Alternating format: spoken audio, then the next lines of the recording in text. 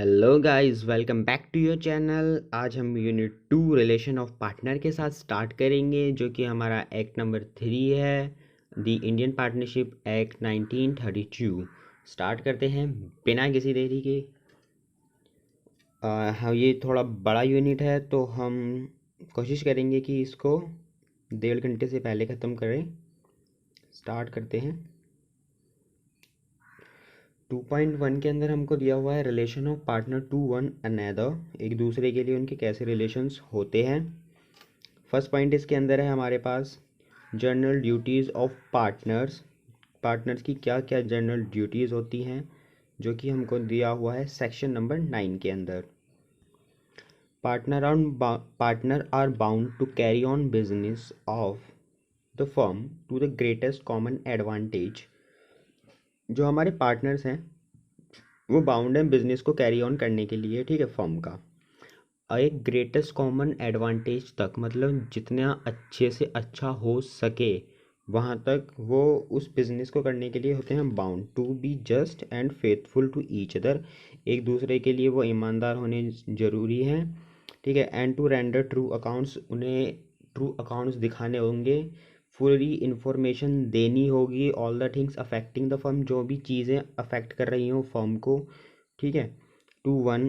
To any partner और his legal representative,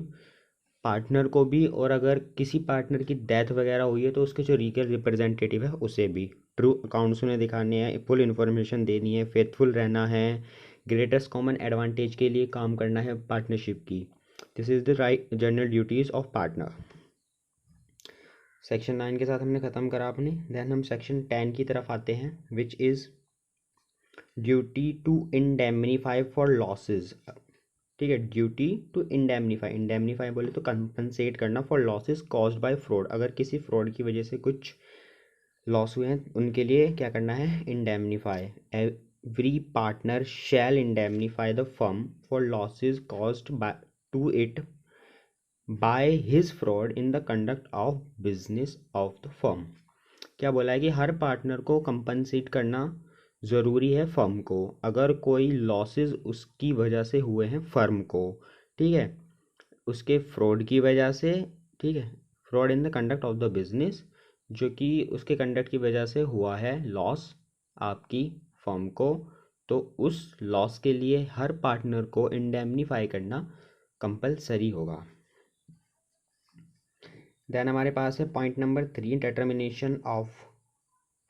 rights and duties. किस तरीके से जो राइट्स और ड्यूटीज़ हैं पार्टनर्स की वो होंगी determine by contract between the partner, contract के द्वारा पार्टनर्स के बीच में। सेक्शन नंबर 11 के अंदर ये हमें दिया हुआ है। फर्स्ट पॉइंट है हमारे पास, subject to the provision of this act, इस एक्ट के जो प्रोविजन है उन्हें मद्देनज़र रखते हुए the mutual rights and duties of the partners of a firm में be determine by contract between the partner. जो म्यूचुअल राइट्स हैं और जो ड्यूटीज़ हैं पार्टनर्स की वो डिटरमाइन करी जा सकती हैं, ठीक है, एक कॉन्ट्रैक्ट के द्वारा पार्टनर्स के बीच में। एंड सच कॉन्ट्रैक्ट में बी एक्सप्रेस, ऐसा जो कॉन्ट्रैक्ट है हमारा ये एक्सप्रेस भी हो सकता है और इम्प्लाइड भी हो सकता है, जैसा भी कोर्स ऑफ डीलिंग हो उन पार्टनर्स के बीच में उस हिसाब से।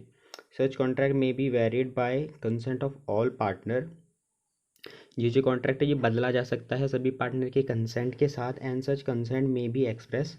और ये जो कंसेंट है ये भी एक्सप्रेस भी हो सकता है और इम्प्लाइड भी हो सकता है, जैसा भी कि वो बिजनेस करते हैं, मतलब कोर्स ऑफ डीलिंग जैसा भी है उनके बीच में उस हिसाब से। देन हमारे पास है point number 2, agreement in restraint of trade. मतलब अगर कोई बंदा छोड़कर जा रहा है या पार्टनर भी है तो वो उस तरीके का सेम बिजनेस नहीं कर सकता, उसे हम बोलते हैं agreement in restraint in trade, restraint of trade. Not with standing anything contain in section 27, इस बात से कोई फ़र्क नहीं पड़ता है सेक्शन 27 में क्या लिखा हुआ है इंडियन कॉन्ट्रैक्ट एक्ट 1872 के। सच कॉन्ट्रैक्ट में provided that a partner shall not carry on, जो पार्टनर है आपका वो कैरी ऑन मतलब नहीं करेगा कोई भी business other than that of the firm while he is a partner, ठीक है। जब वो पार्टनर होगा तब वो कोई भी ऐसा बिजनेस नहीं करेगा, जो सिर्फ वो पार्टनर रहेगा और जो बिजनेस है वो उसी फर्म के साथ करेगा, ऐसा कॉन्ट्रैक्ट भी हो सकता है और ये पूरी तरीके से रहेगा लीगल। देन हमारे पास है conduct of the business, conduct of the business section number 12। Subject to the contract between the partner, जो कॉन्ट्रैक्ट पार्टनर के बीच में उसे मद्देनजर रखते हुए every partner has a right, हर पार्टनर के पास राइट होता है एक पार्ट लेने के लिए बिजनेस के कंडक्ट में, बिजनेस के अंदर मतलब। देन हमारे पास बी पॉइंट है every partner is bound to attend diligently to his duties, वो अपनी जितनी भी ड्यूटीज़ हैं उन्हें एक अच्छे मैनर में करेगा, and his conduct of the business, और जो उसे बिजनेस के अंदर काम करना है वो भी उन्हें पूरी तरीके से करेगा, उन्हें वो करने के लिए होता है बाउंड। ठीक है। Any difference arising to an ordinary matter connecting with the business, अगर कोई डिफरेंसेस आ रहे हैं जो कि ऑर्डिनरी मैटर से कनेक्टेड हैं बिजनेस के, may be decided by majority of the partner, वो मेजोरिटी ऑफ पार्टनर के द्वारा ही डिसाइड होंगे। Every partner shall have the right to express his opinion, हर पार्टनर के पास राइट होगा कि वो अपना ओपिनियन एक्सप्रेस कर सके before matter is decided, matter के डिसाइड होने से पहले। But no change may be made in the nature of business, पर नेचर ऑफ बिजनेस के अंदर कोई भी चेंज नहीं होगा, मतलब आप कॉटन का काम कर रहे हो तो आप कॉटन का ही काम करोगे, पर अगर आपको नेचर चेंज करना है तो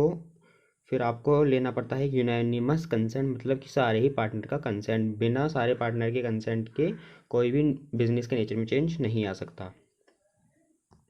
डी पॉइंट है हमारे पास every partner has a right to have access, हर पार्टनर के पास राइट है कि वो एक्सेस कर सके, इंस्पेक्ट कर सके या फिर बुक्स की कॉपी भी ले सके फर्म की।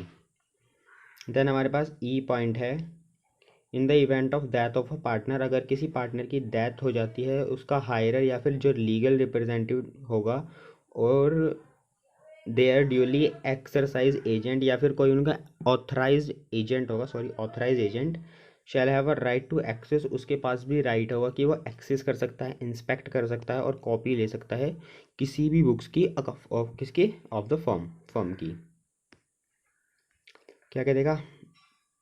एक बार रिवाइज करते हैं इसे। हर पार्टनर के पास राइट है बिजनेस के कंडक्ट में क्या लेने का, पार्ट, फिर वो बाउंड है उस पार्ट को कंडक्ट को डेलीजेंटली परफॉर्म करने के लिए। कोई डिफरेंस आ रहा है मैटर्स में तो वो मेजॉरिटी के द्वारा होगा डिसाइड, और हर पार्टनर के पास राइट है कि वो अपना ओपिनियन दे। अगर आपको नेचर चेंज करना है बिजनेस का तब सभी पार्टनर का कंसेंट लगेगा। अगर कोई हर पार्टनर के पास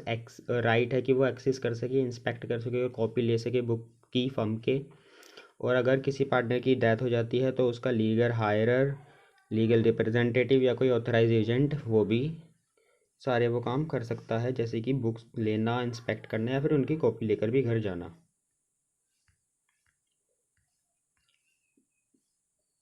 देन हमारे पास फिफ्थ पॉइंट है which is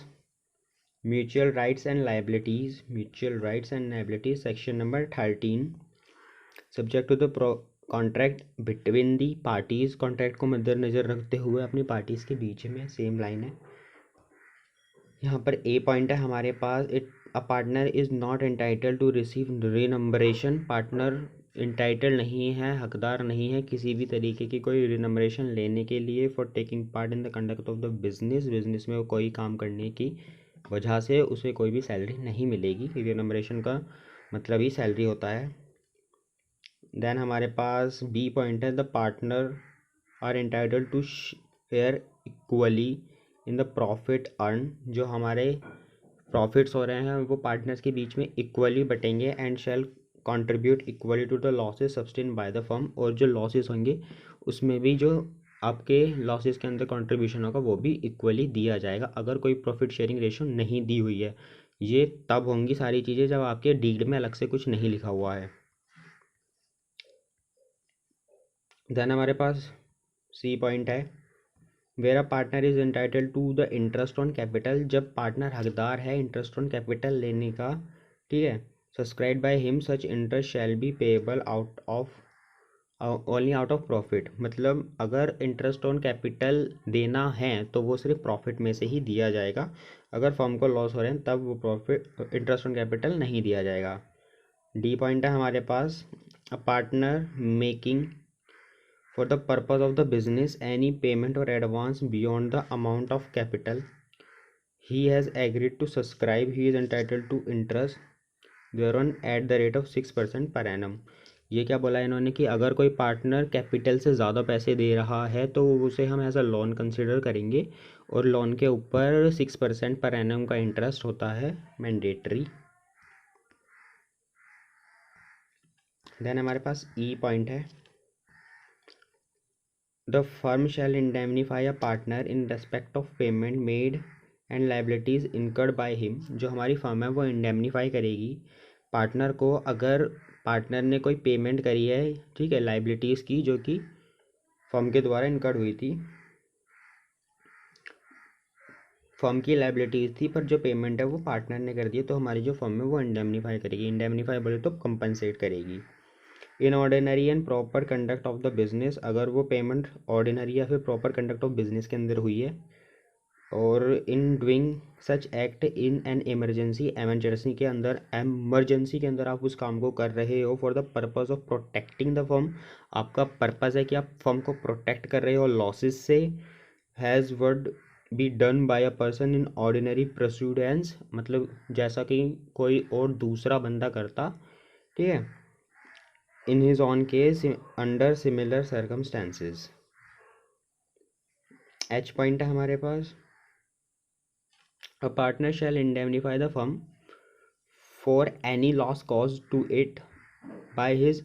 wilful neglect in the conduct of the business. जो हमारा पार्टनर है वो भी फर्म को इंडेमनीफाई करेगा अगर वो कोई लॉस इनकर्ड कर देता है फर्म के लिए, then he should compensate the firm for that loss.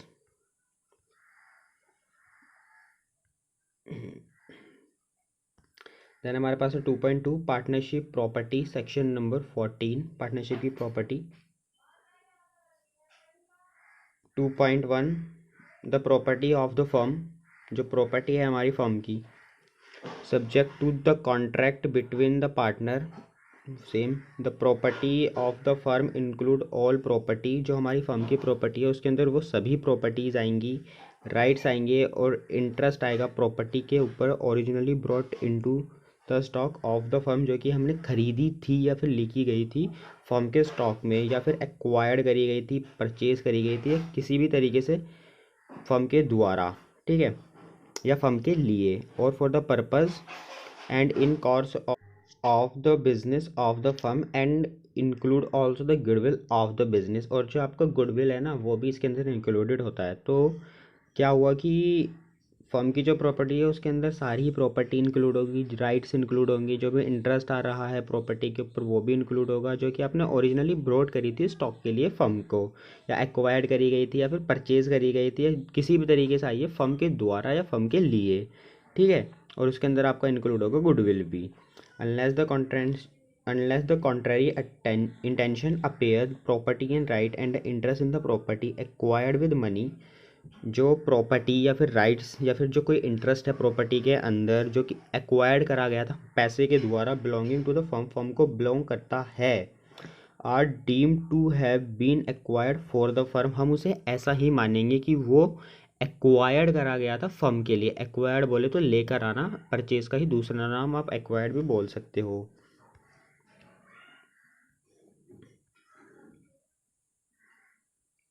Goodwill के लिए स्पेसिफिकली एक डेफिनेशन दी हुई है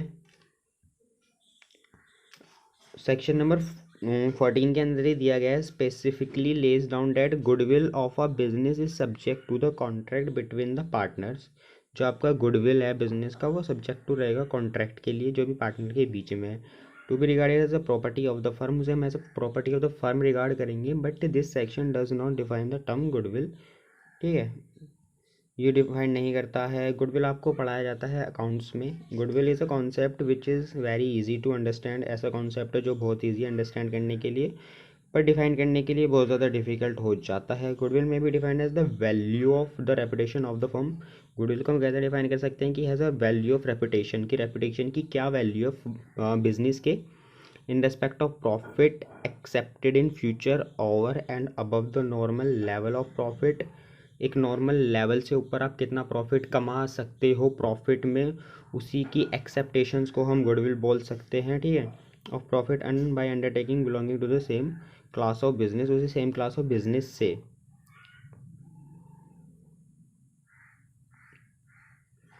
when a partnership firm is dissolved, जब हमारी पार्टनरशिप फर्म डिसॉल्व होती है, हर पार्टनर के पास राइट होता है, ठीक है, कॉन्ट्रैक्ट के एग्रीमेंट की एब्सेंस में,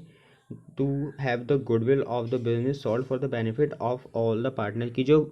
फर्म का गुडविल है आप उसे सोल्ड करो और पार्टनर्स के बीच में बांटो। गुडविल जो है is a part of the property of firm है, it can be sold separately, उसे हम सेपरेटली भी सोल्व कर सकते हैं और दूसरी प्रॉपर्टी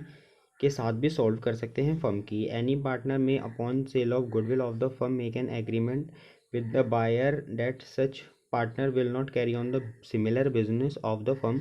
क्या बोला है कि कोई भी पार्टनर एक गुडविल की सेल के लिए कॉन्ट्रैक्ट कर सकता है, एग्रीमेंट बना सकता है और बोल सकता है कि हम जो दूसरा बिजनेस है वो कैरी ऑन नहीं करेंगे सेम नेचर का, ठीक है, एक स्पेसिफाइड पीरियड के लिए और एक स्पेसिफाइड लोकल लिमिट्स के अंदर, कुछ भी वही सेम लाइन में, फ़र्क नहीं पड़ता है सेक्शन 27 में इंडियन कॉन्ट्रैक्ट एक्ट के क्या लिखा है। ऐसे जो एग्रीमेंट्स होते हैं वो वैलिड होते हैं if the restriction imposed are reasonable, अगर जो रिस्ट्रिक्शन आपने लगाई गई हैं वो रीजनेबल हैं तो ये आपका है रिस्ट्रेंट इन ट्रेड वाला agreement. Okay, property of a partner, हमारे जो पार्टनर की प्रॉपर्टी है, वेयर द प्रॉपर्टी इज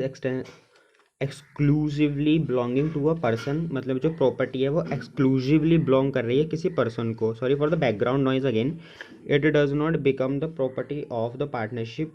तो वो जो प्रॉपर्टी है वो पार्टनरशिप की नहीं बन जाती है, merely because it is use for the business of the partnership, क्योंकि वो सिर्फ यूज़ हो रही है पार्टनरशिप के बिजनेस के लिए। सच property will become the property of the partnership, ऐसी जो प्रॉपर्टी है वो पार्टनरशिप की प्रॉपर्टी तभी बनेंगी अगर वहाँ पर कोई ऐसा एग्रीमेंट होगा जो दिखा रहा होगा कि हाँ now this property is belonging to the partnership. Then हमारे पास है application of the property of the firm, section number 15। The property of the firm, the property of the firm shall be held and used by the partner, जो आपकी property है firm की वो use करी जा सकती है पार्टनर के द्वारा exclusively for the purpose of the business, business के पर्पस के लिए।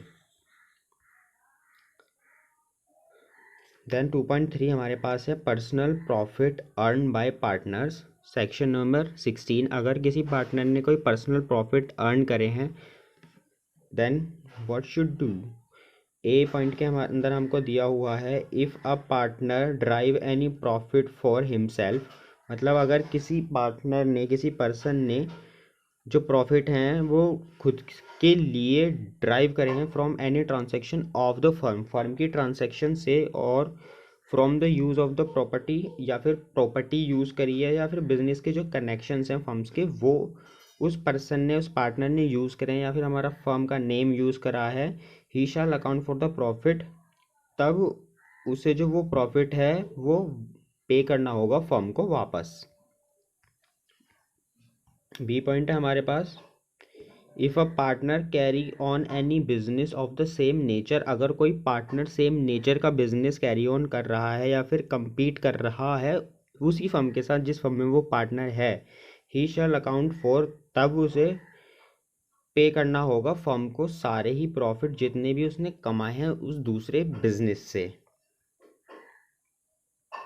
देन हमारे पास है 2.4 विच is the rights and duties of partners after a change in the firm,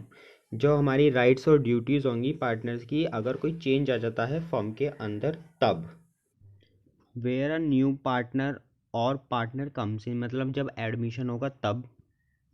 या फिर वेयर अ पार्टनर और पार्टनर गोज आउट, जब कोई पार्टनर आपका जा रहा है, डेथ हो रही है या फिर रिटायरमेंट हो रही है। Where the partnership concern carry on business other than the business for which was, कोई दूसरा बिजनेस हमारी पार्टनरशिप करने लग गई है, where the partnership business is carried on after the expiry, मतलब हमारी पार्टनरशिप फॉर फिक्स पीरियड थी, अब पार्टनरशिप एट विल हो गई है, तब क्या क्या होगा, ठीक है। According to the section number 17, A point हमारे पास है after a change in the firm where a change occur in the constitution of a firm, मतलब फर्म के कॉन्स्टिट्यूशन में अगर कोई चेंज आ रहा है, जो हमारे म्यूचुअल राइट्स और ड्यूटीज़ होंगे पार्टनर की इन द रिकॉन्स्टिट्यूशन में will remain the same has they were immediately before the change as far has may be, मतलब जो राइट्स और म्यूचुअल ड्यूटीज़ थी वो आपकी सेम रहेंगी पहले के जैसी। बी पॉइंट है after the expiry of the term of firm, अब हमारी पार्टनरशिप एट विल हो गई है फिक्स पीरियड को छोड़कर। तो जब हमारी फर्म कॉन्स्टिट्यूट करी गई थी एक फ़िक्स पीरियड के लिए कुछ बिजनेस कैरी ऑन करने के लिए, और उस एक्सपायरी होने के बाद पीरियड को तब भी वो हमारी फर्म काम कर रही है, तो जो म्यूचुअल राइट्स और ड्यूटीज़ हैं पार्टनर के वो इस केस में भी रहेंगे same.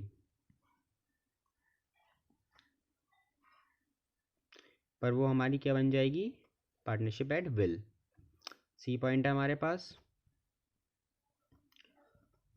Where additional undertakings are carried out, मतलब आप कोई दूसरा बिजनेस करने लग गए हो, ठीक है, मोर एडवेंचर्स, या आप एक से ज़्यादा काम कर रहे हो, तब भी आपकी जो क्या है म्यूचुअल राइट्स और ड्यूटीज़ है respect to the original advantage, वो जैसी ओरिजिनल क्या था एडवेंचर या फिर अंडरटेकिंग के लिए थी वैसी की वैसी ही सेम रहेंगी। देन हमारे पास 2.5 है which is the relation of partner to third parties. Third parties के लिए क्या रिलेशन होंगे हमारे पार्टनर्स के। Partner to be an agent of the firm, जो हमारा पार्टनर है वो एजेंट होगा फर्म का। सेक्शन नंबर 18 के अंदर आपको ये दिया हुआ है, subject to the provision of the this act a partner is an agent of the firm, हमारा जो पार्टनर है वो एजेंट होता है फर्म का for the purpose of the business of the firm, हमारे फर्म के बिजनेस के लिए। देन दिया हुआ है आपको एनालाइज। सेकेंड पॉइंट है हमारे पास which is implied authority of partner, हमारे जो पार्टनर्स हैं उनकी क्या क्या इम्प्लाइड अथॉरिटी होंगी हैज़ एजेंट, एजेंट के रूप में फर्म को लिए, ठीक है। सेक्शन नंबर है हमारा 19। Subject to the provision of section number 22 के जो प्रोविजंस हैं उन्हें ध्यान में रखते हुए the act of a firm which is done to carry on, जो हमारे एक्ट हैं फर्म के which is done to carry on in the usual way, एक यूजुअल वे में ही the business of the kind carry on by the firm is bind the firm, वो हमारी firm को बाइंड करता है। मतलब अगर कोई आप ऐसा काम कर रहे हो जो कि नॉर्मली हो ही रहा है, जिस काम के लिए हमने फर्म को फॉर्म करा था, तब वो जो काम है वो हमारी फर्म को करता है बाइंड। जो अथॉरिटी रहेगी पार्टनर की बाइंड करने के लिए फर्म को कन्फर्ड की जाएगी इस सेक्शन के द्वारा, जिसे हम इम्प्लाइड अथॉरिटी भी बोलते हैं। Sorry for the background noise again. Second point है in the absence of any usages और कस्टम्स ऑफ ट्रेड, अगर कोई एब्सेंस है ना यूजेज या फिर कस्टम ऑफ ट्रेड की, to the contrary the implied authority of the partner does not empower him to, तो जो इम्प्लाइड अथॉरिटीज़ हैं वो उसे ये पावर नहीं देती हैं, ये पावर नहीं देती हैं। ए है हमारे पास submit a dispute relating to the business, आपकी जो बिजनेस है उसके अंदर कोई डिस्प्यूट चल रहा है तो आप उसे सबमिट नहीं कर सकते हो आर्बिट्रेशन को। आर्बिट्रेशन आपका सेम होता है पंचायत के जैसा। बी पॉइंट है हमारे पास open a bank account on behalf of the firm, ठीक है, आप फर्म के बिहाफ पर एक बैंक अकाउंट नहीं खोल सकते हो अपने खुद के नाम पर। सी पॉइंट है हमारे पास कॉम्प्रोमाइज और रिलोकेशन ऑफ एनी क्लेम और portion of a claim by firm, अब अगर कोई क्लेम है फर्म का तो आप उसे ना तो रिलिंक्विश कर सकते हो ना खुद ले सकते हो, उस क्लेम के किसी भी पोर्शन को ना आप कॉम्प्रोमाइज़ कर सकते हो, मतलब ना माफ़ कर सकते हो ना कम ले सकते हो ना खुद रख सकते हो। डी पॉइंट है हमारे पास withdraw a suit for proceeding filed on behalf of the firm, ना आप कोई केस वापस ले सकते हो, ठीक है, फर्म के बिहाफ पर। ई पॉइंट है हमारे पास admit any liability in a suit, अगर कोई लाइबिलिटी हो जाती है केस में या फिर प्रोसीडिंग में against the firm. F point है हमारे पास एक्वायर इमूवेबल प्रॉपर्टी, ना ही आप किसी इमूवेबल प्रॉपर्टी को खरीद सकते हो फर्म के बिहाफ पर। जी पॉइंट है हमारे पास transfer immovable property belonging to the firm, ना ही आप कोई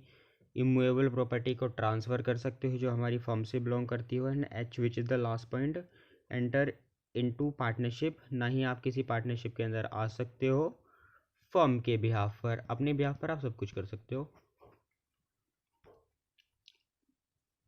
mode of doing act to bind firm, अब आपको किस तरीके से काम करना है जिससे आप फर्म को बाइंड कर सकते हो, सेक्शन नंबर 22 के अंदर ही आपको दिया हुआ है। In order to bind a firm, firm को बाइंड करने के लिए an act or instrument done, अगर आप कोई काम कर रहे हो, ठीक है, और एग्जीक्यूटेड बाय अ पार्टनर और अदर पर्सन, या तो वो पार्टनर के द्वारा हुआ है या फिर किसी दूसरे बंदे के द्वारा हुआ है फर्म के बिहाफ पर, ही शैल डन और executed in the firms name, उसने वो काम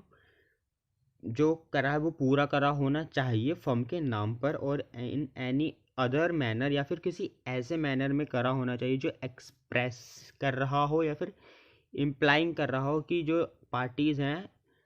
उसकी जो इंटेंशन है वो बाइंड करने की है फर्म को, तब हमारी जो फर्म है वो बाइंड हो जाती है। फर्म के नाम पर होना चाहिए और ऐसे मैनर में होना चाहिए जो दिखा रहा हो।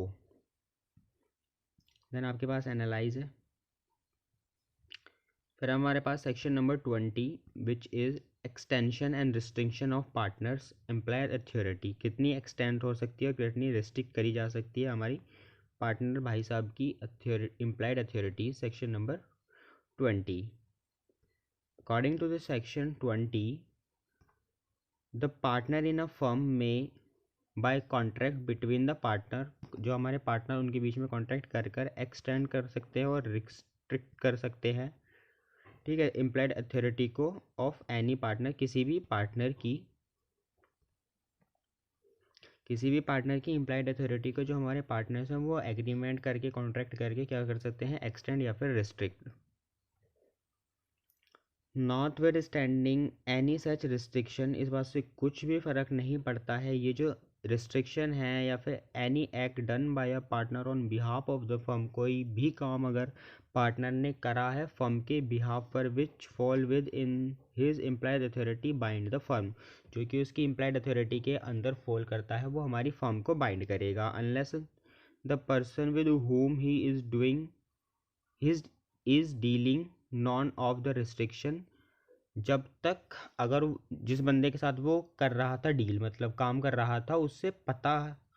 था इस रिस्ट्रिक्शन का, और डज नॉट नो और बिलीव, या फिर नहीं पता था या फिर उसे यही नहीं पता था कि वो पार्टनर है उस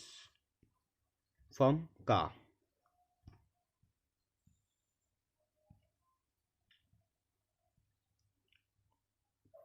फोर्थ पॉइंट है हमारे पास partners authority in an emergency, emergency के अंदर हमारे पार्टनर की क्या अथॉरिटी होंगी। According to the section number 21, a partner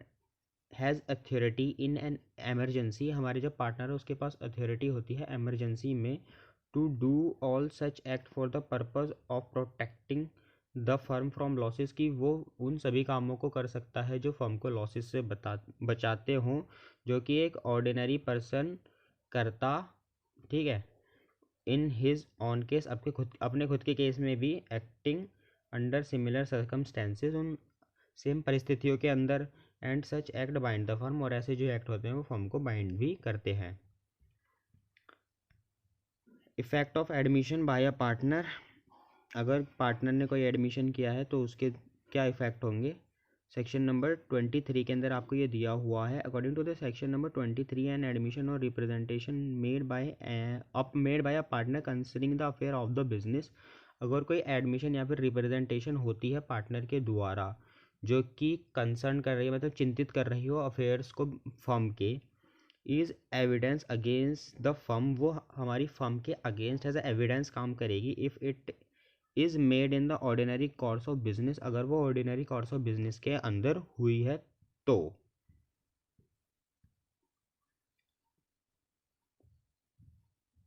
effect of notice to acting partner, अगर आपने कोई नोटिस दे दिया है एक्टिव पार्टनर को तब उसका क्या इफेक्ट होगा, section number 24। According to the section number 24, notice to a partner who is habitually act in the business, मतलब जो काम कर रहा है एक्टिवली बिजनेस के अंदर फर्म के, और any matter relating to the affair of the firm, ठीक है, कोई भी मैटर हो जो कि रिलेट करता हो फर्म के अफेयर्स से, operate as notice to the firm, उसे हम हैज़ अ नोटिस मान लेंगे फर्म के लिए। Except in case of fraud, सिर्फ फ्रॉड के केस को छोड़कर, on the firm commit by और with the consent of that partner. अगर कोई भी नोटिस आता है किसी ऐसे पार्टनर को जो कि एक्टिवली काम कर रहा है, तब हम मान लेते हैं कि हमने जो नोटिस है वो फर्म को भी दे दिया है।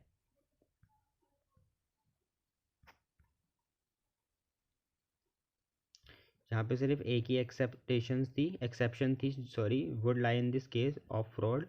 Weather active or tacit. आप सिर्फ फ्रॉड के केस में उसे नहीं मानते हो, चाहे वो एक्टिव हो टैसिट हो, फ्रॉड के केस में आपको सभी को बतानी पड़ेगी, सिर्फ एक ही पार्टनर को बता के काम नहीं चलेगा। 2.8 के अंदर दिया गया लाइबिलिटी टू थर्ड पार्टीज़, क्या लाइबिलिटीज़ होंगी थर्ड पार्टीज़ के को लेकर, section number 25 to 27। The liabilities of a partner for act of the firm, हमारे फर्म के एक्ट के लिए जो लाइबिलिटीज़ होंगी पार्टनर की, सेक्शन नंबर 25 के अंदर दी हुई है। Every partner is liable, her partner liable होगा जॉइंटली भी, ठीक है, विद ऑल अदर पार्टनर, हर दूसरे पार्टनर के साथ, मतलब हर पार्टनर्स के साथ जो कि बात बचे हुए हैं, और सेवरली भी वो लाइबल होगा, सेवरली तो मतलब अलग अलग भी, for all the act of the firm done while he is a partner, जितने भी एक्ट्स हैं हमारे फर्म के उसके लिए जब वो पार्टनर है या था।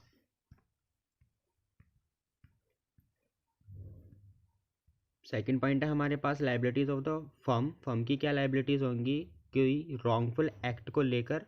पार्टनर के, फर्म की क्या लाइबिलिटीज़ होंगी कोई रॉन्गफुल एक्ट को लेकर पार्टनर के, section number 26, whereby the wrongful act or omission of a partner in the ordinary course of the business of a firm, कोई रॉन्गफुल एक्ट कर दिया है या फिर कोई चीज़ करने से भूल गया है आपका partner ordinary course of business में, मतलब डे टू डे बिजनेस में, और with the authority of his partners, और उसकी अथॉरिटी के अंदर भी है, loss or injury is cause to any third party, अगर कोई नुकसान होता है किसी थर्ड पार्टी को, और एनी पेनल्टी इज़ इनकर्ड, कोई पेनल्टी लगाई जाती है, द फर्म इज़ लाइबल, तब हमारी जो फर्म लाइबल है वो उतनी ही ज़्यादा लाइबल होगी जितना वो पार्टनर, तो same extent as the partner. Then हमारे पास थर्ड पॉइंट है liabilities of the firm for misapplication by partner, हमारे जो फर्म है उसकी क्या लाइबिलिटीज़ होंगी मिस एप्लीकेशन के लिए पार्टनर के द्वारा, सेक्शन नंबर 27। ए पॉइंट इसके अंदर हमें दिया हुआ है, a partner acting within his apparent authority receive money और property from a third party and misapplied it, अगर कोई आपका पार्टनर एक्ट कर रहा है अपनी अपेरेंट अथॉरिटी के अंदर और उसे कोई पैसे रिसीव हुए हैं थर्ड पार्टी से, ठीक है, और वो उसे मिसप्लीड कर देता है, तो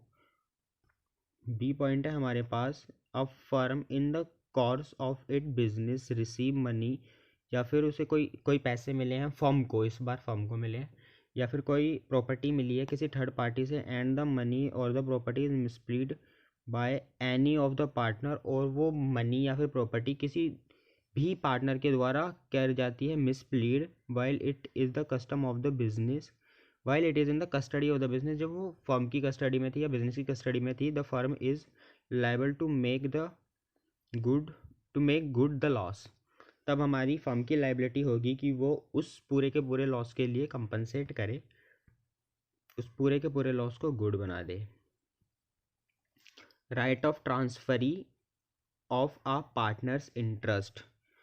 अगर किसी पार्टनर ने अपना राइट कर दिया है ट्रांसफ़र, तब उस ट्रांसफरी के क्या राइट्स होंगे, सेक्शन नंबर 29। ए पॉइंट है हमारे फर्स्ट पॉइंट है हमारे पास, a transfer by a partner of his interest, अगर कोई पार्टनर अपने ट्रांसफ़र का ही इंटरेस्ट कर देता है,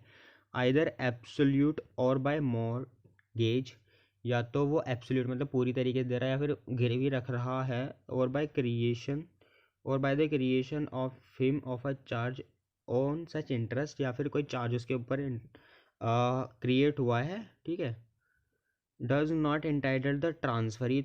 तब हमारा जो ट्रांसफर है उससे ये हक नहीं मिलते हैं during the continuance of the firm, हमारी फर्म की कंटिन्यूंस के दौरान, to interfere in the conduct of the business, की जो ट्रांसफ़र है वो बिज़नेस के कंडक्ट में इंटरफेयर नहीं कर सकता है, ना ही वो अकाउंट्स मांग सकता है, ना ही वो बुक्स को इंस्पेक्ट कर सकता है, बट इंटाइटल्ड वो रहता है क्या करने के लिए, रिसीव करने के लिए प्रॉफिट बिजनेस के, ठीक है, फ्रॉम द ट्रांसफरिंग पार्टनर से, and the transferee shall accept the account of profit, और जो ट्रांसफरी है उसे एक्सेप्ट करने पड़ेंगे जो अकाउंट्स आ रहे हैं, ठीक है ना, प्रॉफिट के, agreed by all the partners, जो कि हमारे बाकी पार्टनर के द्वारा एग्रीड होंगे। सेकंड पॉइंट है हमारा, इफ़ फर्म इज़ डिसॉल्व, अगर हमारी फर्म डिसॉल्व हो रही है, और if the transferring partner ceases to be a partner, और जो हमारा ट्रांसफरिंग पार्टनर था वो पार्टनर होने से कर रहा है मना या फिर हटा दिया गया उसे, द ट्रांसफरी इज़ एंटाइटल्ड, तब हमारा जो ट्रांसफरी है वो हकदार हो जाता है as against the remaining partner, जो हमारे रिमेनिंग पार्टनर है उनके against, to receive the share of the asset, की जो शेयर है एसेट्स के अंदर वो उसे ले, फर्म के एसेट्स के अंदर, to which the transferring partner is entitled, जिसके लिए हमारा ट्रांसफरिंग पार्टनर एंटाइटल्ड था, and for the purpose of ascertaining that share, और उस शेयर को असरटेन करने के लिए, टू एन अकाउंट और from the date of the dissolution, वो बुक्स वगैरह भी मांग सकता है जिस डेट से हमारी फर्म चालू हुई थी और डिसोल्यूशन की डेट तक। देन एनालाइज आपको दिया हुआ है। नेक्स्ट पॉइंट होगा हमारे पास, minor admitted to the benefit of the partnership, section number 30। First point, a person who is a minor according to the law, जो बंदा हमारा माइनर है लॉ के according to which he is subjected, ठीक है, जिस भी लॉ के लिए वो काम कर रहा है, मतलब जो भी लॉ उसके ऊपर एप्लीकेबल है उसको देखते हुए अगर बंदा आपका है माइनर, तो वो पार्टनर नहीं हो सकता है फर्म के अंदर, but with the consent of all the partner, पर सारे के जितने भी पार्टनर हैं उन सारे के सारे पार्टनर्स के कंसेंट से, ठीक है, उस बंदे को एडमिट करा जा सकता है पार्टनरशिप के बेनिफिट के लिए, ठीक है। तो माइनर को क्या करा जा सकता है, admit, but he can not be a partner. Second point है हमारे पास, such minor has a right to such share of the property and of the profit of the firm has may be agreed upon, and he may have access to and inspect and copy of any accounts of the firm। तो वो जो आपका minor है उसके पास right to share property भी है, मतलब उसके साथ प्रॉपर्टी भी शेयर होगी, उसके साथ प्रॉफिट भी शेयर होगा, वो बुक्स को एक्सेस कर सकता है, उन्हें इंस्पेक्ट कर सकता है, मतलब देख सकता है, और कॉपी भी अपने घर ले जा सकता है। थर्ड पॉइंट है हमारे पास, such minor share is liable for the act of firm, उसका माइनर का जो शेयर है वो लाइबल रहेगा फर्म के एक्ट के लिए, but minor is not personally liable for any such act, पर आपको जो माइनर है वो पर्सनली कभी भी लाइबल नहीं होगा, सिर्फ जितना उसका शेयर पार्टनरशिप के अंदर है वो ही उसका शेयर लाइबल होगा, क्योंकि आपकी पार्टनरशिप में जो लाइबिलिटीज़ होती हैं पार्टनर्स की वो होती हैं अनलिमिटेड। फोर्थ पॉइंट हमारे पास, such minor may not sue the partner for an account, ऐसा जो माइनर है वो क्या नहीं कर पाएगा, आपके जो पार्टनर्स हैं उनके ऊपर केस नहीं कर पाएगा अकाउंट्स के लिए या फिर पेमेंट के लिए उसके शेयर की, ठीक है, शेयर ऑफ प्रॉपर्टी के शेयर की या फिर प्रॉफिट के शेयर की of the firm when save when serving his connection with the firm, and in such cases the amount of his share shall be determined by the valuation made as far as possible in accordance with the rules contained in section number 48। तो देखो आपका जो minor है वो partners के ऊपर case तो नहीं कर पाएगा, ना ही प्रॉपर्टी के अंदर शेयर को लेकर, ना ही प्रॉफिट के अंदर शेयर को लेकर, पर जब वो माइनर आपका अलग हो रहा होगा पार्टनरशिप से, तब उसका जो अमाउंट है, मतलब जो शेयर है पार्टनरशिप के अंदर, वो डिटरमाइन करा जाएगा वैल्यूएशन के अकॉर्डिंग, और जो हमारे रूल्स कंटेंट है सेक्शन नंबर 48 में उनके according. Provided that all partner acting together, क्योंकि हमारे सभी पार्टनर एक साथ काम कर रहे हैं, any partner entitled to dissolve the firm, हर पार्टनर इंटाइटल्ड है, हकदार है जो कि वो फर्म को कर सकता है dissolve upon notice to other partner, दूसरे पार्टनर्स को नोटिस देकर, may elect in such suit to dissolve the firm, and therefore the court shall proceed with the suit, और जो हमारी कोर्ट है वो भी प्रोसीड करेगी शूट के साथ, has one for dissolution and for acting settling accounts between the partner. एक डिसोल्यूशन के लिए रहेगा और दूसरा क्या होगा, पार्टनर्स के बीच में जो अकाउंट सेटलमेंट है उसके लिए। And the amount of share of the minor, और जो माइनर का आपका शेयर निकलेगा वो डिटरमाइन करा जाएगा along with the share of the partner, जो पार्टनर के शेयर है उन्हीं के साथ। फिफ्थ पॉइंट है हमारे पास, at any time within 6 month of his attaining majority. जब हमारा माइनर हो जाएगा मेजर तो उसके 6 महीने के अंदर अंदर कभी भी, ठीक है, और ऑफ हिज ऑब्टेनिंग नॉलेज, या फिर उसे जब नॉलेज हो जाती है इन सभी चीज़ों के बारे में, he had been admitted to the benefit of the partnership, की वो पार्टनरशिप के बेनिफिट के लिए एडमिट करा गया था, विच डेट इज़ लेटर, जो भी डेट आपकी बाद की होगी, मतलब या तो जैसे उसे नॉलेज होगी 17 साल में और वो मेजर होगा 18 में, तो जो 18 साल होगी हम वहाँ से काउंट करेंगे, या फिर वो मेजर हो गया 18 में पर उसे नॉलेज आई है 19 में तो हम 19 से काउंट करेंगे। Such person may give public notice, तो उस पर्सन को अपने माइनर को देना होगा public notice that he elect to become a member, कि वो मेंबर बन रहा है, ठीक है, पार्टनर बन रहा है, या फिर that he has elect not to become a partner, या फिर वो पार्टनर नहीं बन रहा है, उसे देना होगा public notice. And such notice has shall determine his position as agreed by the firm as regard the firm, और उसकी पोजीशन उस नोटिस के ऊपर डिपेंड करेगी। Provided that if he fail to give such notice, अगर वह ऐसा notice नहीं दे पाता है, ही शैल बिकम अ पार्टनर, तब वो पार्टनर बन जाएगा फर्म के अंदर on the expiry of sad 6 month, जब वो 6 महीने पूरे हो जाएंगे। ये इंपॉर्टेंट पॉइंट है, याद रखना इसे। 6th पॉइंट है हमारे पास, where any person has been admitted has a minor to the benefit of the partnership, जब किसी पर्सन को एडमिट करा जाता है पार्टनरशिप के बेनिफिट के लिए as a minor, the burden of providing the fact that such person had no knowledge of such admission, तो ये जो बर्डन है प्रूव करने का कि मेरे पास कोई नॉलेज नहीं थी ऐसे एडमिशन की, until a particular date after the expiry of 6 month, ठीक है, और फिर अटेनिंग मेजोरिटी अटेंड करने के 6 महीने के अंदर लाइव करती है उसी पर्सन पर जो इस फैक्ट को असरटेन कर रहा है, मतलब माइनर पर। माइनर ही प्रूव करेगा कि मेरे पास नॉलेज नहीं थी। 7 पॉइंट है हमारे पास, such person becomes a partner, where such person becomes a partner, जब हमारा माइनर पार्टनर बन जाएगा तब उसकी क्या लाइबिलिटीज़ होने वाली हैं। अब his rights and liabilities as a minor continue up to the date, ठीक है, जो उसकी राइट और लाइबिलिटीज़ हैं जैसा माइनर कंटिन्यू हो रही थी on which he becomes a partner, जब वो पार्टनर बन जाएगा वैसे ही कंटिन्यू होंगी,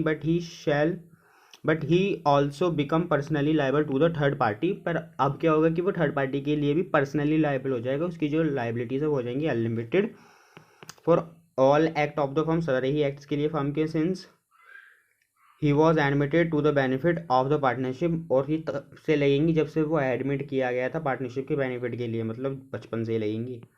बी पॉइंट है हमारे पास, इस share in the property and profit of firm shall be the share to which he was entitled as a minor, और उसका जो शेयर है प्रॉफिट में और प्रॉपर्टी में फर्म की वो सेम रहेगा जैसा माइनर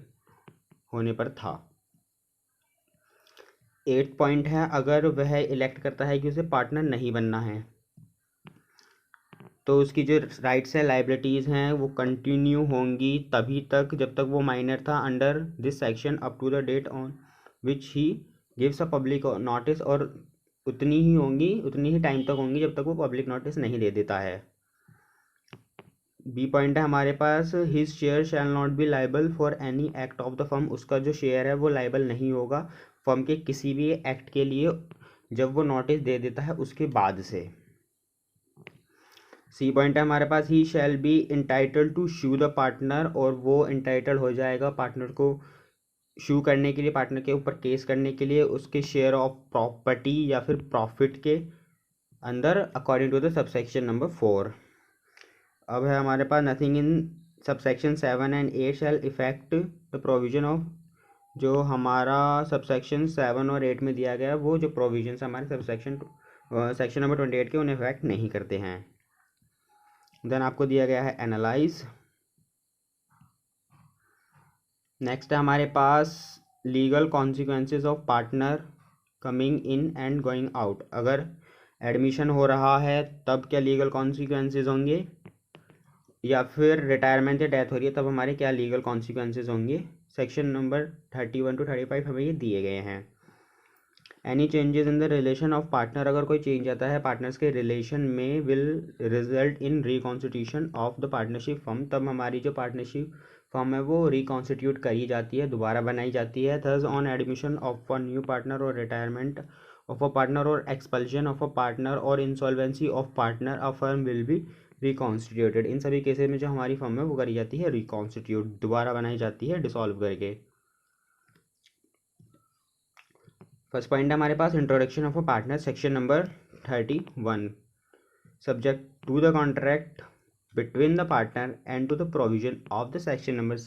30, वही आपके माइनर वाले, ठीक है। No person shall be introduce as a partner, किसी भी पर्सन को आप एज अ पार्टनर इंट्रोड्यूस नहीं कर सकते हो फर्म के अंदर without the consent of all the existing partner, बिना कंसेंट के सारे पार्टनर के, ठीक है। आपको अगर कोई बंदा एडमिट करना है तो आपको यूनानिमस कंसेंट चाहिए पार्टनर्स का, मतलब जितने के भी आपके पार्टनरशिप के अंदर पार्टनर हैं आप उनकी सबकी राजी चाहिए होगी किसी बंदे को एडमिट करने के लिए। बी पॉइंट है हमारा subject to the provision of section number 30, a person who is introduce as a partner into a firm does not thereby become liable. तो अगर कोई पार्टनर इंट्रोड्यूस करा जाता है फर्म के अंदर तो वो लाइबल नहीं होगा फर्म्स के एक्ट्स के लिए जो कि उसके पार्टनर होने से पहले हुए थे।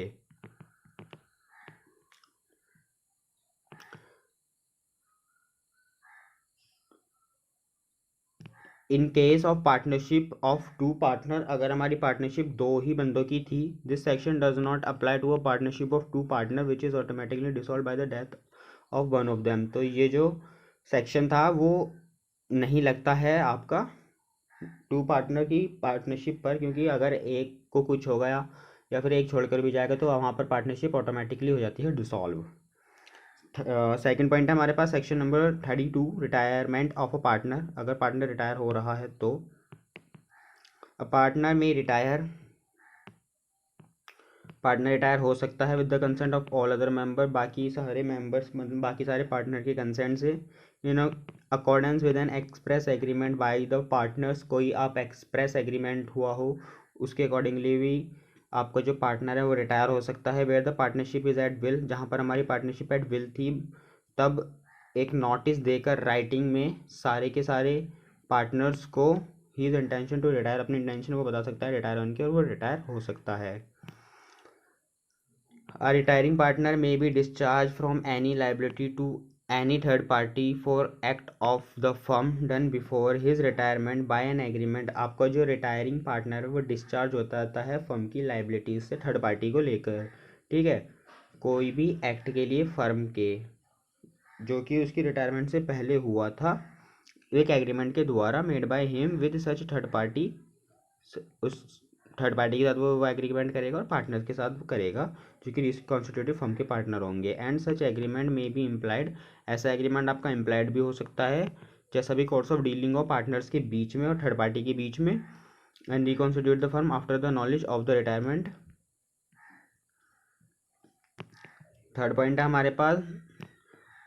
Not with standing the retirement of a partner from a firm, आपकी जो रिटायरमेंट हो रही है पार्टनर की फर्म से,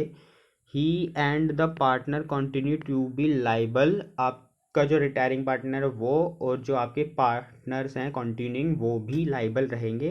as a partner to the third party for any act, third party के लिए किसी भी एक्ट को लेकर done by any of them, उनमें से अगर कोई भी बंदा करता है which would have been an act of the firm, क्योंकि वो जो एक्ट था वो फर्म का था। If done before the retirement, अगर वो हुआ है रिटायरमेंट से पहले, until public notice is given of the retirement, अगर तब तक आप लाइबल रहोगे जब तक आप पब्लिक नोटिस नहीं दे देते हो रिटायरमेंट का। तो पब्लिक नोटिस देना बहुत ज़्यादा ज़रूरी हो जाता है पार्टनरशिप के केस में। Provided that a retired partner is not liable to any third party who deal with the firm without knowing that he was a partner. ये जो प्रोविज़न आपका उन पार्टनर्स के लिए नहीं लगेगा, उन क्रेडिटर्स के लिए नहीं लगेगा जो फर्म के साथ डील कर रहे हैं पर उसे पता ही नहीं था कि आप पार्टनर भी हो फर्म के।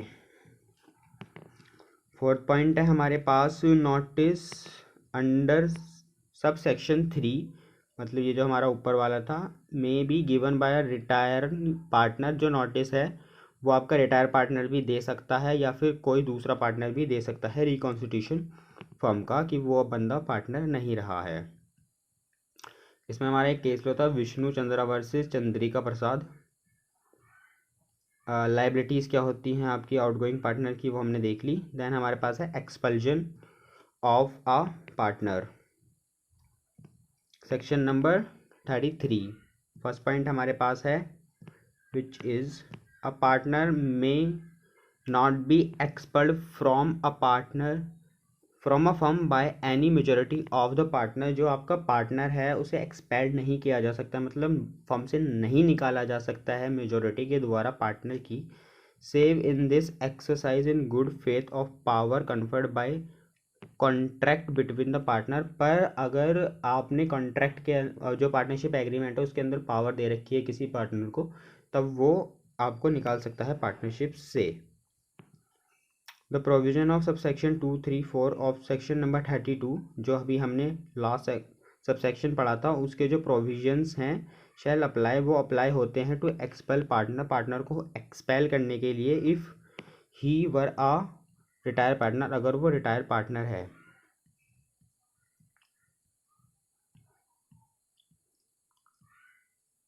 देन हमारे पास है इंसॉल्वेंसी ऑफ अ पार्टनर। अगर हमारा पार्टनर हो जाता है इंसॉल्वेंट, देन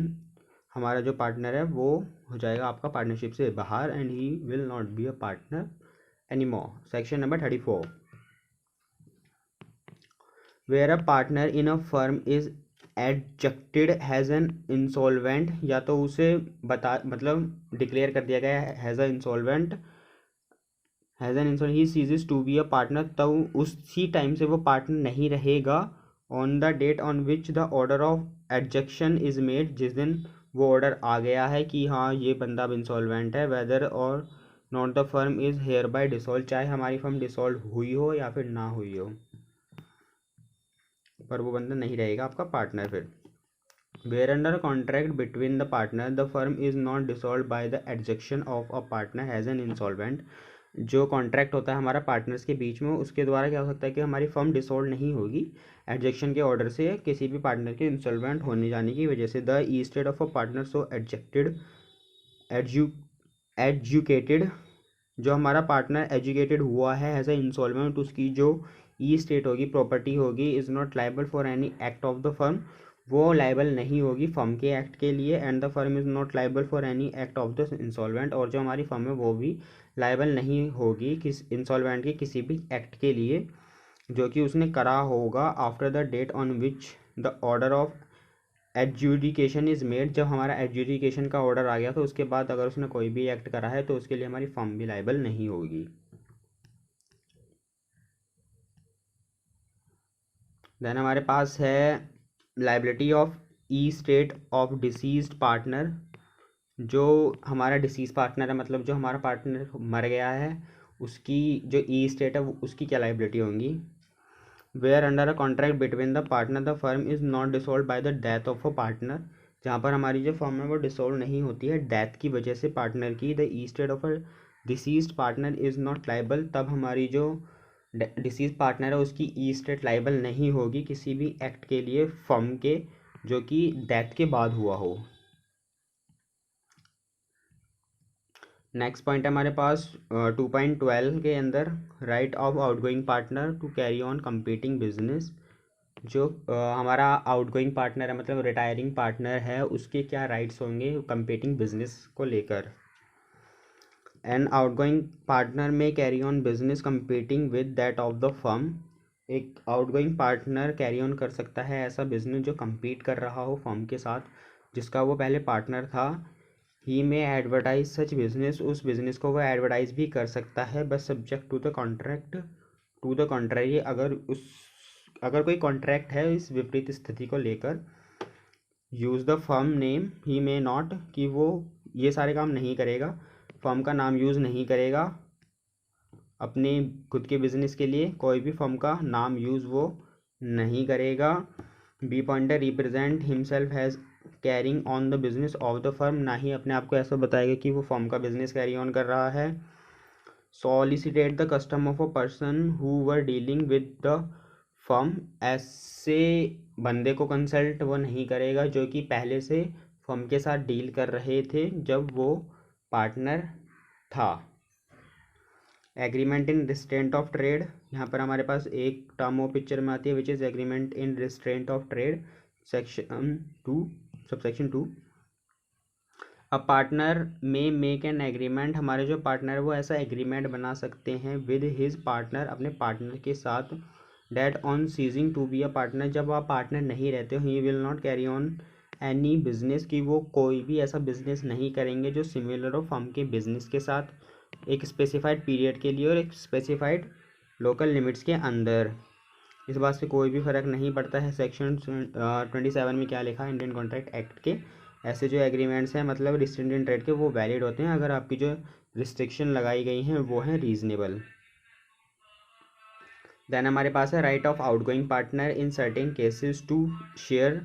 सब्सिक्वेंट प्रॉफिट, ये हमारा इंपॉर्टेंट पॉइंट होगा 2.13। आउटगोइंग पार्टनर के क्या राइट हैं कुछ सर्टेन केसेस में शेयर करने के लिए सब्सिक्वेंट प्रॉफिट्स को, मतलब जो उसके रिटायर होने के बाद में प्रॉफिट्स हो रहे हैं फर्म के अंदर। According to the section number 37, where any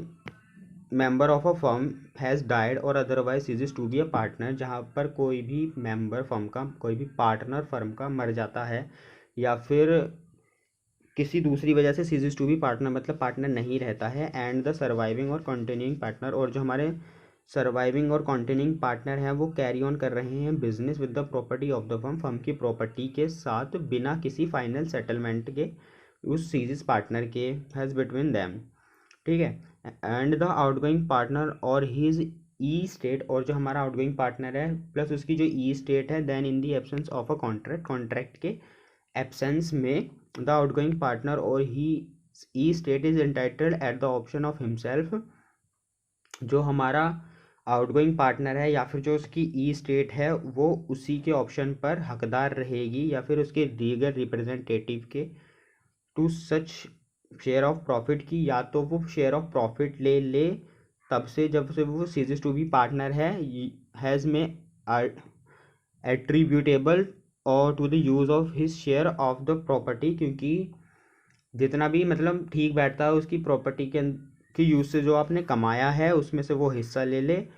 या फिर वो इंटरेस्ट ले ले कितना 6% पर एनम का एज अ लोन वो मानकर on the amount of his share of property of the firm, जितनी भी उसकी प्रॉपर्टी है मतलब फर्म के अंदर, क्योंकि यहाँ पर आपकी जो है फाइनल सेटलमेंट नहीं हुई है। अगर हमारी फर्म प्रॉफिट्स कर रही है तो अब हमारा पार्टनर हकदार है या तो वो शेयर इन प्रॉफिट ले ले या फिर वो ले ले interest, provided that where by contract between the partner is an option is given to surviving or continuing partner to purchase the interest of a deceased partner और outgoing partner। यहाँ पर क्या बोल रहा है इन्होंने, अगर कोई कॉन्ट्रैक्ट है पार्टनर्स के बीच में कि जो हमारे सर्वाइविंग पार्टनर्स और कंटिन्यूइंग पार्टनर के ऑप्शन पर कि जो आपका आउटगोइंग पार्टनर है उसका जो इंटरेस्ट था पार्टनरशिप के अंदर हम उसे परचेज कर लेंगे, ठीक है। And that option is duly exercise, और ये ऑप्शन वो एक्सरसाइज भी करते हैं मतलब वो परचेज भी कर लेते हैं the estate of the disease partner और द आउटगोइंग पार्टनर और हिज ई स्टेट, जो हमारा ई स्टेट होगा डिसीज पार्टनर का या फिर आउटगोइंग पार्टनर का, ही हैज़ द केस में भी जैसा भी केस होगा, is not entitled to any further और अदर शेयर ऑफ प्रॉफिट, फिर वो एंटाइटल्ड नहीं होगा किसी भी शेयर ऑफ प्रॉफिट के लिए। पर अगर जो पार्टनर सिर्फ अंज्यूम करते हैं उस एक्ट को एक्सरसाइज करने के लिए of the option E does not option does not in all material respect compel with the terms of their of, मतलब सिर्फ वो बोल कर रख देते हैं कि हम परचेज कर लेंगे पर परचेज नहीं कर रहे होते हैं, तब हमारा जो फोरगोइंग जो प्रोविजंस थे ऊपर वाले कि हमारा जो पार्टनर है आउटगोइंग या फिर जिसकी डेथ हो गई है वो एंटाइटल्ड रहेगा प्रॉफिट शेयर करने के लिए या फिर इंटरेस्ट के लिए, वो हो जाएंगे अप्लाई। देन हमारे पास है revocation of continuing guarantee bye change in firm, आपके ने कोई गारंटी दे रखी है तो आप उसे भी रिवोक कर सकते हो बाय चेंज इन फर्म अगर फर्म के अंदर कोई चेंज है। According to the section number 38 a continuing guarantee given to a firm, कोई किसी फर्म को आपने कंटिन्यूइंग गारंटी दी है या फिर किसी थर्ड पार्टी को दी है किसी ट्रांसैक्शन के रेस्पेक्ट में, in respect of the transaction of a firm के, in the absence of an agreement to the contrary, अगर कोई कॉन्ट्रैक्ट एग्रीमेंट नहीं है विपरीत को लेकर, revoke to future transaction, revoke has to the future transaction from the date of any change in the constitution of the firm, तो वो transaction की जो गारंटी है वो हो जाएगी रिवोक, मतलब वापस ले ली जाएगी अगर कोई भी चेंज आता है हमारी पार्टनरशिप के अंदर। तो कॉन्ग्रेचुलेशंस आप लोगों को, आज हमने जो हमारी यूनिट नंबर 2 थी वो कर ली है अब समाप्त। थैंक यू यहाँ तक देखने के लिए।